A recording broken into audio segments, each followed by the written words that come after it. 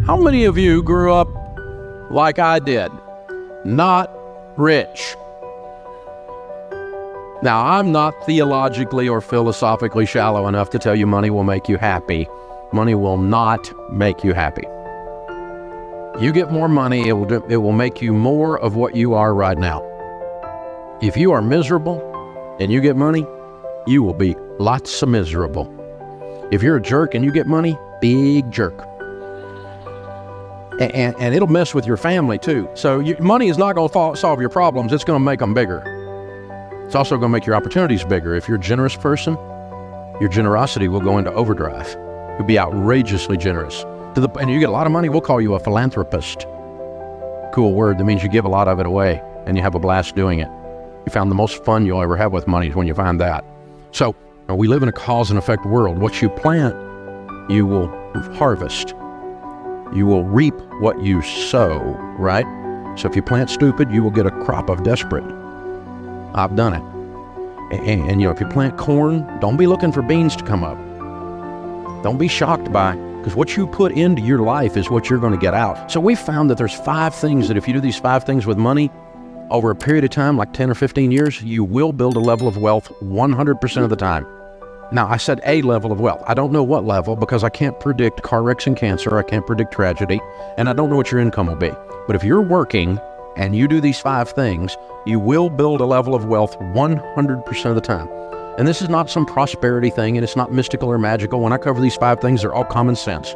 But common sense is so rare now, it's like having a superpower. So let's look at the 5. The first one is get on a budget. A written plan. You have to do a budget. On paper. On purpose, before the month begins, every month. If you worked for a company called You Incorporated and you manage money for You Incorporated, the way you manage money for you now, would you fire you? Don't answer that. We misbehave with money, and so we're disorganized. We don't have a plan. Nothing's written down. Decide. The interesting thing about each one of these principles is you can just decide today to do them. I had a guy working for me and he was not doing his process right, and I sat down, I said, this is what you need to do. And he goes, well, it's not the way I do it. And I said, change. And he said, well, I'm not like you. And I said, change. You can decide today to be good at this or leave. You can decide today. I'm going to start managing money well today. Because you're going to keep getting what you've been getting if you keep doing what you've been doing. You know this, right? Sowing and reaping. And the second one is you need to get out of debt. Now, we know this one. You knew Dave Ramsey was going to talk about getting out of debt because you know the Bible says the borrower is slave to the lender. It's real. Now, but here's the deal. Think about this. Your most powerful wealth building tool is your income. Let me show you what slavery looks like. This week, they came out with new data that shows that the average car payment in America today, according to the National Auto Dealers Association, is $499. That's dangerously close to $500. You take $500 a month and invest it from age 30 to age 70 in a decent growth stock mutual fund, you'll have $5.6 million. That's what a car payment costs you. So who'd you make rich?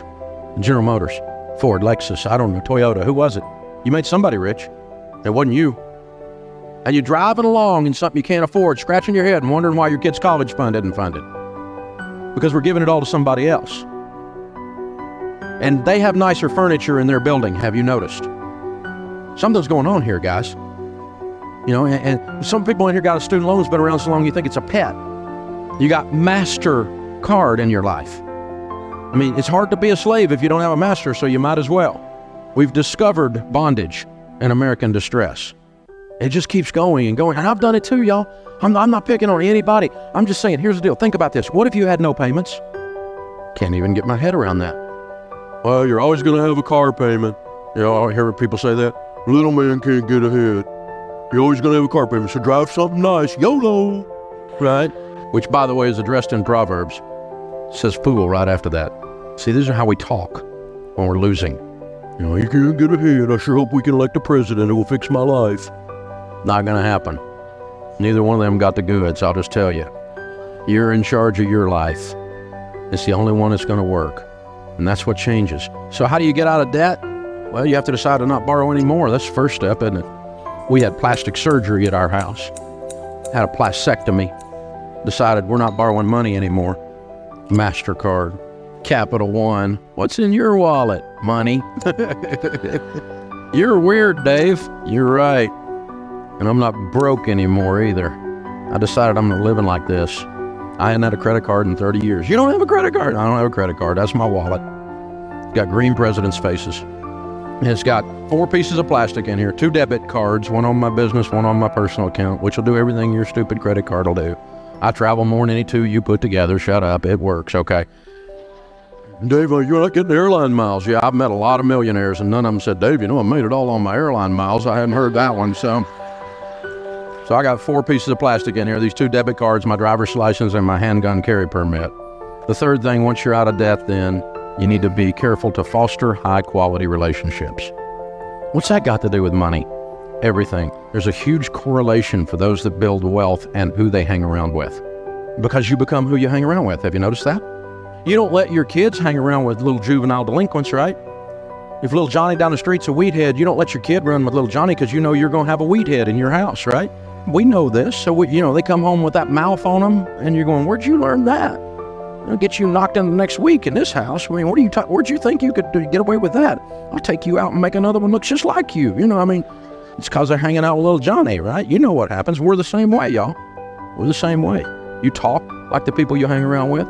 You read the books they talk about.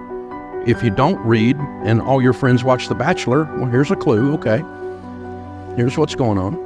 If this is all you know about is reality TV that's not a reality, probably we need to change our diet to, read a book. And so Charlie Tremendous Jones said 5 years from today, you'll be the same person you are today, except for the books you read and the people you meet.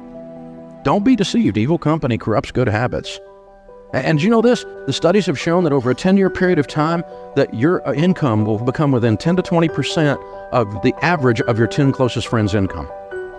Because you have the same habits they've got. You have the same diet into yourself that they've got. You'll have it. You can't stop yourself from doing it. You will become who you hang around with. And all the studies show that we have a tendency. Now, that's not to say I'm some kind of snob and I don't have any friends that aren't rich friends. Not that at all. I have lots of friends, but my closest hangs are people I want to be like. That's my closest ones. Now, I'll talk to anybody. But like when our daughters were growing up, they're grown and married to wonderful men now, but, they're in high school and they're wanting to go on a date. We didn't do missionary dating. You don't get to date little Johnny the weedhead and lead him to Jesus. That's not going to work, okay? We're not doing this. Little Johnny could go to camp and get saved again. We'll work on this, right? And so, no. You come up in our house, pick up one of our daughters, honk your horn, you better be delivering a pizza, all right? So, coming in, talking to the old man, I'll be cleaning my gun when you get home. You know the song, right? And so, this kind of thing. And I'm teaching them, Dad, all the boys in the youth group are scared of you. Good. Keeps away 2 things you don't want, baby doll. You don't want jerks and you don't want wusses. And if I can keep both those away, and then I can teach you how to keep them away, you can pick good. They both pick good. They married studs, man. I got some son-in-law, unbelievable. Man, my sons-in-law are awesome. And it wasn't an accident. You see what I'm saying, y'all? And you need to make these choices very, very carefully. Or the 4th thing is you need to save and invest. In the house of the wise are stores of choice food and oil. Wise people save money. That's what this means. And so it was used in the marketplace like we use green presidents' faces as a medium of exchange. If you had a carafe of oil, you were ready to do business. It was a sign of wealth. There were 2 classes of people, poor people and rich people. Most of the people were poor people. This is the Mediterranean. We're talking they ate hummus and olives, no meat. A little bit of bread, maybe a fish if they got some meat, but that was it. Rich people ate what we eat every day. Spices, good meat, Charleston food scene. You know what I'm saying, right? Cooking it up right. That's fine food. Stores of choice food and oil. Choice food and oil are symbols of wealth. So let's read that again. In the house of the wise are stores of money. By the way, the rest of that one says, and a foolish man devours all he has. If you spend everything you make, the Bible just called you a fool again. I've been a fool. Call me a fool too. And I decided to change. Wise people save money. Why? Well, to start with, we save for an emergency, right? Grandma said it. She said save for a, what? Rainy day. It's going to rain. You're going to have a car wreck. You're going to lose your job. Something's going to happen. You're going to need some money. Dave, you need to be positive. I'm positive. It's going to rain. Something's going to come up. This one I don't understand. Unexpected pregnancy. Say what? Okay. But people come up with all kinds of things that are emergencies, right? And something's going to happen. And then you need to save and invest so you retire with dignity. I'm going to spend everything I make and hope the government, which is well known for its ability to handle money, will take care of me. Dumb idea. I'm not even sure some of them have opposable thumbs up there. You know what I'm saying? It's just ridiculous. And we're counting on them in some whacked out kind of way to come be. They're not coming. There is no white horse. There is no Calvary. You're it. You are in charge of your destiny. And that's great news. And so, all worried about the election, and I'm not worried about the election. Because I made money under both parties. Turns out it wasn't up to them in either case. I've lost money under both parties. None of them sent me a check. They all just want money. They're extracting like a tick. Extracting blood all the time. That's all they do. This is the deal. The last one is all about generosity. But this is all about cheerfulness. Generosity is not just a transfer of funds. Generosity is a spirit where you decide to be a generous person. Generous people are more attractive. They smile. They're not grouchy. It's not all about them. They're the ones that open the door. They're the ones when the grocery bag has the bottom drop out and your groceries are rolling all over the parking lot. They're the ones out there helping you pick it up. These are the people that when they go out to eat, they leave a tip, you cheap and ridiculous. Well, I'm not one. I leave big tips because it's a form of generosity. Well, they didn't give me good service. Oh, shut up. They're carrying a tray that weighs more than you. Figure it out. They parked your car in the rain and in the heat. Shut up. Give them some money. They park your $130,000 car and you give them $3. What are you, a nut? That's Ferris Bueller parking the car there. You take care of that, man. I give them a $20 bill. My wife's like, I'm going to park your car. No, you're not. You're not working your way out of college. You've already put up with me for 30 years, so it's all right. Generosity is a spirit. It changes everything in your life. But it's awful tough to give if you're broke. If you're in debt and you hadn't saved any money and you don't have a plan and you're not hanging out with other people who are givers. And so change. You get to decide today. It'll change your life.